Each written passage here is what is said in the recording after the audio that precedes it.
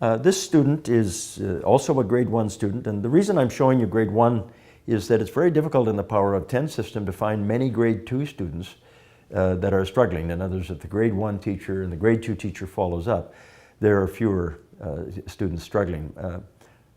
My experience is that between half and 75% of the class may know all of their facts in other words, to be able to sit down independently, do one of these whole sheets in a reasonable amount of time, around 10, sometimes 12 minutes if they're able to concentrate that long, without counting.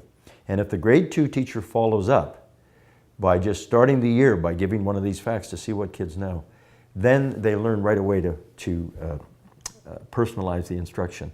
So in this case, the student has a couple of issues. She is writing some of the numbers backwards. I tend to ignore that, although sometimes I will help them by writing the numbers that they're writing backwards up here for them so that they can look at them correctly.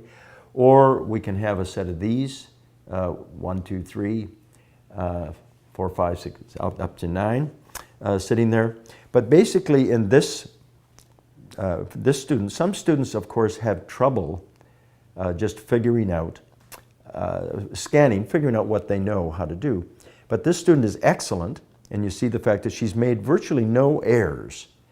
And that's powerful to tell her. She may be feeling badly because some other student's getting more done, but the thing is, she seems to know what she doesn't know. One of the things that I started to do here is to just circle or highlight questions that she could work on. So basically, with a student like this, you could just highlight all of the questions that have sums that are less than 10 for her, and that would help her eye focus as she goes around. Secondly, if she's doing 2 and 7, she can look at the cards, and sometimes you would let them have a deck of cards on their desk, so they can go like this with 7 and 2. And so basically, do the adding side,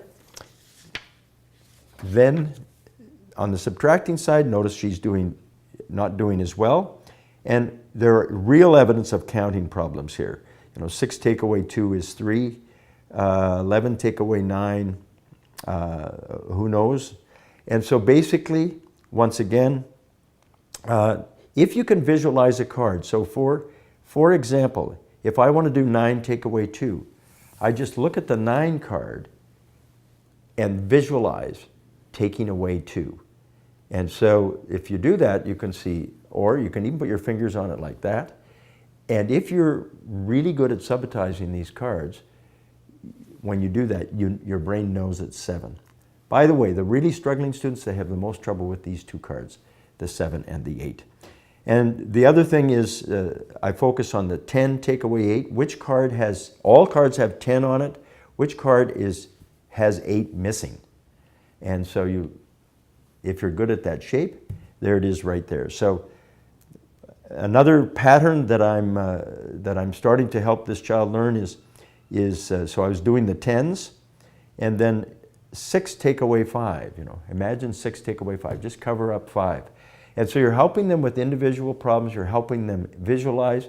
And by the way, in grade 1, this whole sheet, we may work on it for a few minutes a day, 3 to 5 times a week.